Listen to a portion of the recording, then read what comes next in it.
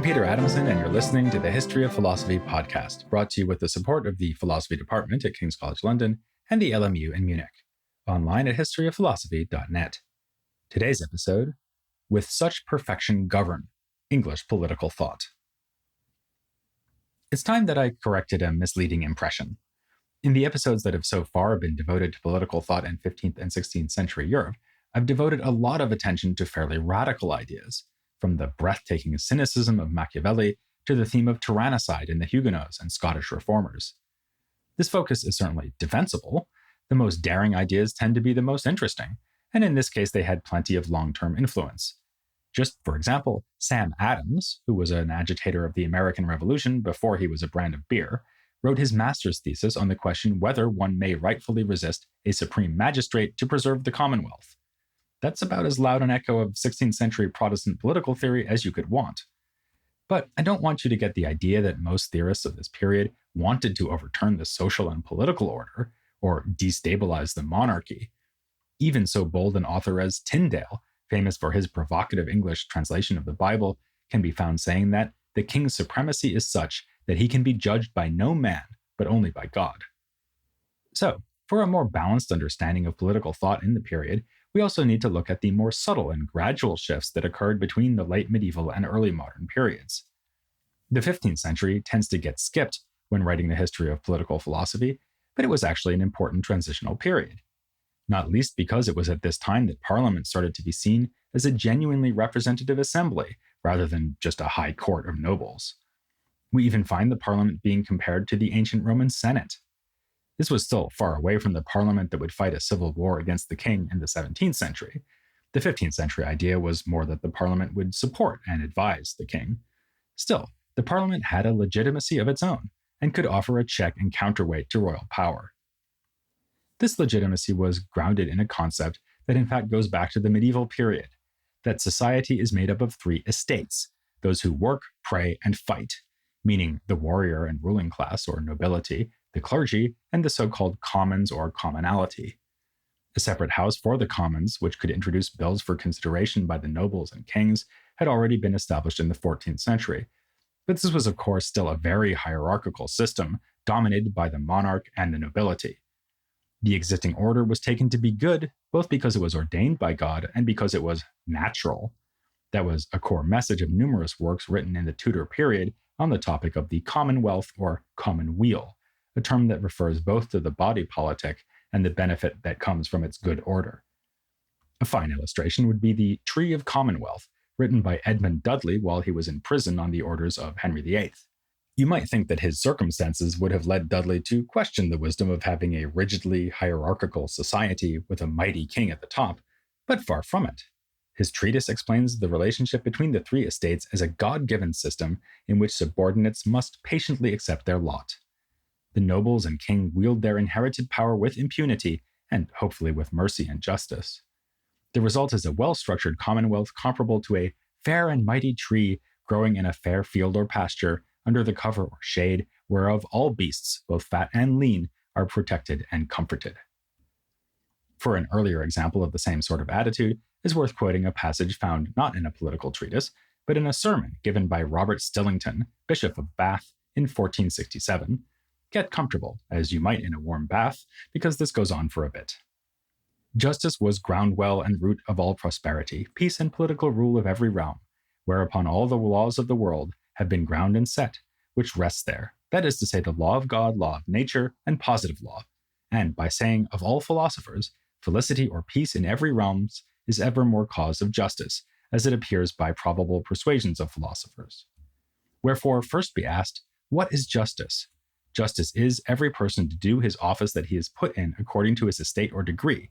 And as for this land, it is understood that it stands by three estates, and above that, one principle, that is, to wit, lords spiritual, lords temporal, and commons, and over that, state royal above, as our sovereign lord, the king. Here then, we have a distant echo of Plato's Republic. Justice in the state is for each person or group to carry out their proper task, and also an appeal to the medieval theory of nested laws, those given by God, those written into human nature, and those devised by humans. This is what Stillington means by positive law. It was taken for granted by nearly all authors in this period that the king would be subject to these laws, including those made by humans. But just as standard was the assumption that the laws of God and man put the monarch above all others, with unchallenged supremacy. That political philosophers of the time were broadly happy with this arrangement is shown by the fact that the most famous of them, John Fortescue, wrote a work entitled In Praise of the Laws of England. Fortescue was himself a member of Parliament, was knighted, and served as Justice of the Peace. He was also a supporter of Henry VI in the Wars of the Roses, so very much an establishment figure. But take another look at that title. He wants to praise the laws of England, and a key reason for his enthusiasm is that the king does indeed rule within those laws. This is not something that can be taken for granted. There are two ways that a monarch might rule over a kingdom, which Fortescue calls royal, and both royal and political. Both are compatible with the natural law, but Fortescue leaves no doubt that the second form of government is preferable. The difference has precisely to do with the laws. A merely royal ruler governs without constraint or restriction. Ultimately, the only law is his will. By contrast, a royal and political ruler, like the English king, cannot arbitrarily change the laws. He needs the consent of the people to do so. So, in such a regime, the people are, as Fortescue says, ruled by laws that they themselves desire. They freely enjoy their goods and are despoiled neither by their own king nor any other. He adds that the king, no less than the people, should be glad to work within this sort of system, since it binds the lower estates to him and provides for harmony. Being an Englishman, he takes the opportunity to pour scorn upon the French for putting up with a more tyrannical state. The only reason they don't rise up in rebellion is that they are too cowardly. By contrast, the English constitutional arrangement, which supposedly has consent at its core, is a recipe for long-lasting stability, as shown by England's past history.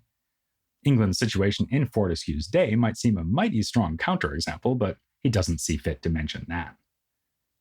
Speaking of history, the two kinds of rule also have different origins, according to Fortescue.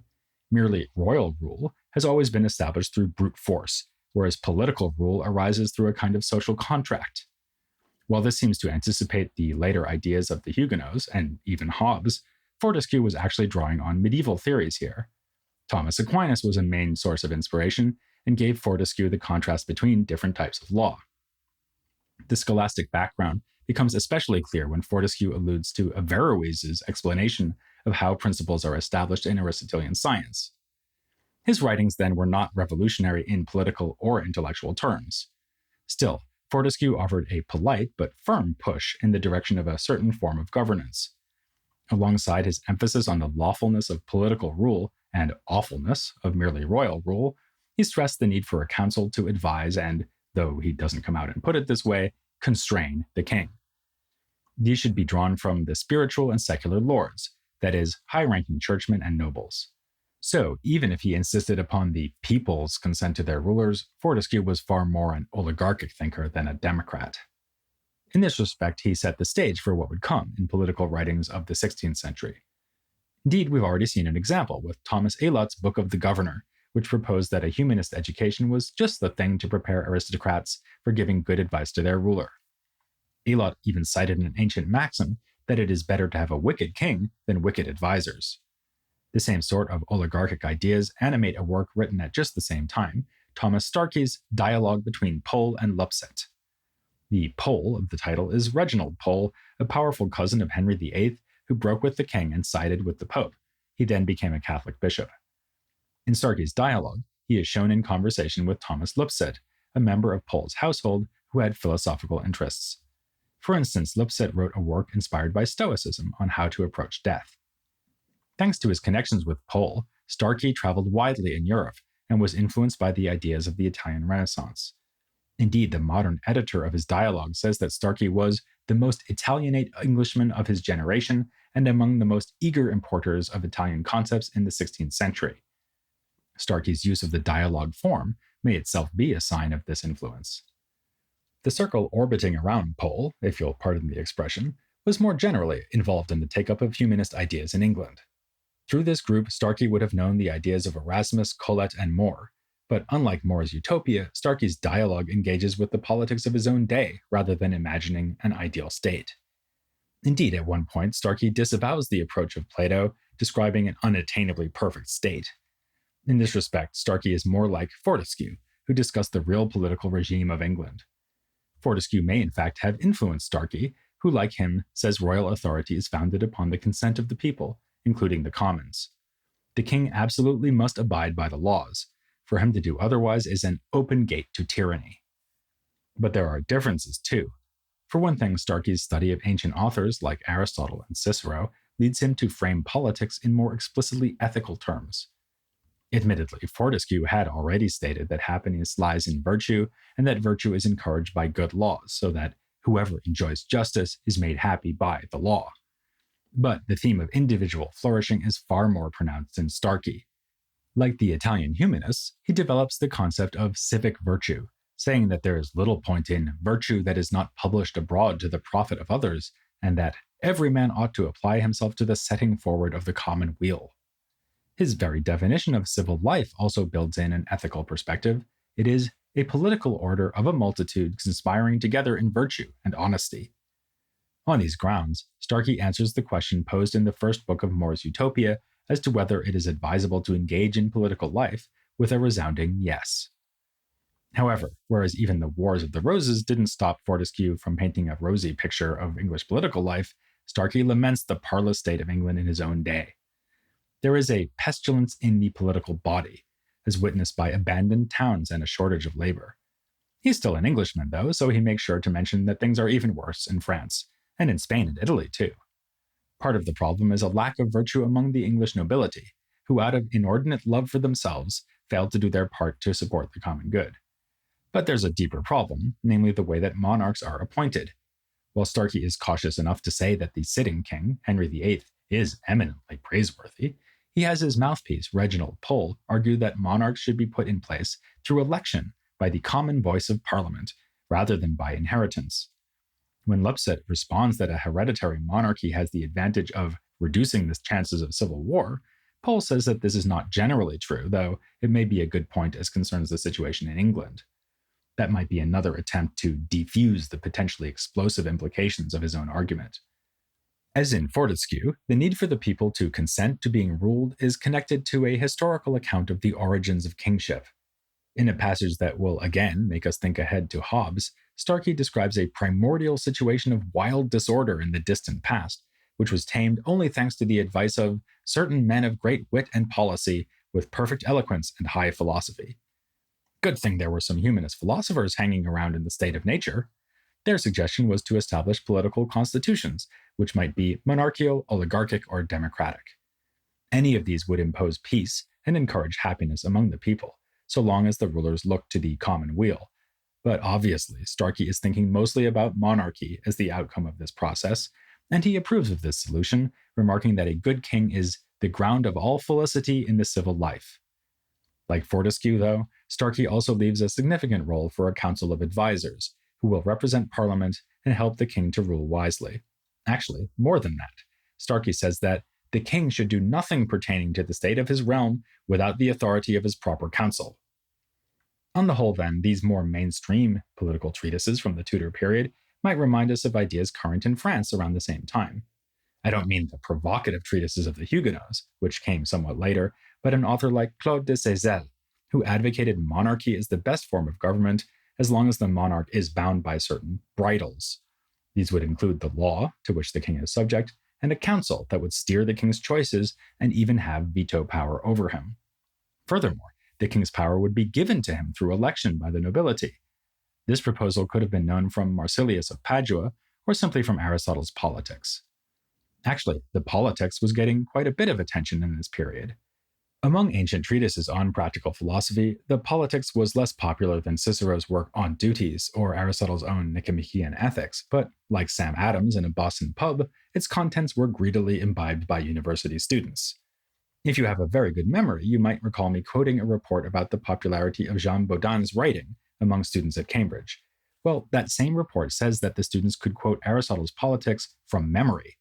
William Cecil, a powerful minister under Queen Elizabeth, even asked the scholastic thinker John Case to write a commentary on the Politics, which he duly did. It was published in 1588. Case used the opportunity to defend the permissibility of having female monarchs, which was, in every sense of the word, a politic thing to argue for during the reign of Elizabeth. But he was critical of the concept of elective kingship, which may have inspired Starkey. The upshot was, as a study of this commentary has put it, to transform Aristotle from ancient Greek polis dweller to Tudor loyalist and proto-feminist. One of the numerous English scholars approaching Aristotle in a humanist spirit was the unexcitingly named Thomas Smith. He was a Protestant who taught the politics at Cambridge on the basis of the original Greek, and was also a member of Parliament and an ambassador. So, despite his unmemorable name, he managed to be involved in pretty much all the movements we've been looking at over the last few episodes, from the Reformation to humanism and political affairs. One work of Smith's in particular deserves not to be forgotten, A Discourse of the Commonweal of this Realm of England, which takes a secular and empirical approach to the topic of political economy. In this work, Smith echoes Jean Baudin's explanation of inflation, like him blaming it on debasement of coinage.